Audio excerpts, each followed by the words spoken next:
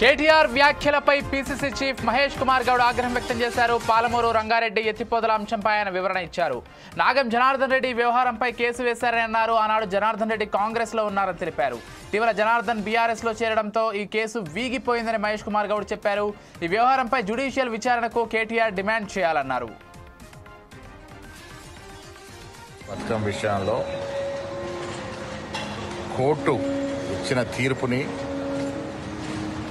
వాళ్ళకేదో అది అనుకూలంగా వచ్చిందని తామంతా నీతిమంతులమని కేటీఆర్ చెప్పే ప్రయత్నం చేస్తూ ఉన్నాడు. ఇక్కడ ప్రజలు తెలుసుకోవాల్సింది, నాగం జనార్దన్ రెడ్డి వేరే పార్టీలు ఉన్నప్పుడు ఈ కేసు వేసినాడు. ఆ కేసు వేసిండు కాబట్టి ఎన్నికల సమయంలో నాగం జనార్దన్ రెడ్డి గారిని మీరు మీ పార్టీలో చేర్చుకున్నారు. నాగం జనార్దన్ రెడ్డి గారు కేసీఆర్ మీద కేసు వేసిండు. అవినీతి జరిగిందని ఆనాడు కాంగ్రెస్ పార్టీలో నాగం జనార్దన్ కేసు వేసినాడు. అవినీతి జరిగిందని ఆధారాలతో కోర్టుకు సమర్పించినాడు. తర్వాత వారిని మీ పార్టీలో చేర్చుకొని ఆ కేసు వీగిపోయే విధంగా వారి మీద ఒత్తిడి తీసుకొచ్చి ఇలా కేసు నీరుగార్చబడింది. నాగం జనార్దన్ రెడ్డి గారి వల్ల బీఆర్ఎస్ పార్టీలో ఉన్నాడు. బీఆర్ఎస్ పార్టీలో ఉండి బీఆర్ఎస్ అధినేత కేసీఆర్ మీద ఎలా కొట్లాడతాడు?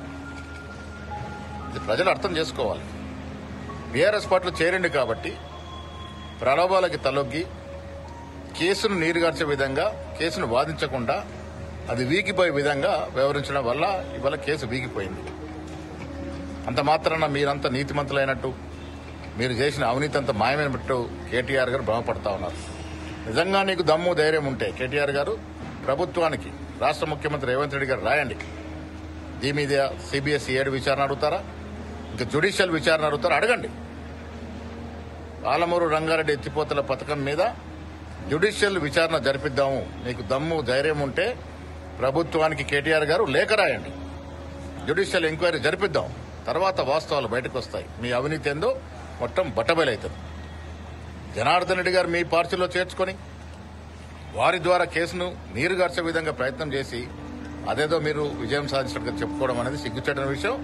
ఇప్పటికైనా మీకు దమ్ము ధైర్యము నిజాధిపరులైతే జ్యుడిషియల్ ఎంక్వైరీ అడుగుతూ లెటర్ రాయండి ప్రభుత్వానికి. ఎంక్వైరీ జరిపిద్దాం. వాస్తవాలు బయటకు వస్తాయి. వాస్తవాలు ప్రజలకు తెలుస్తాయి.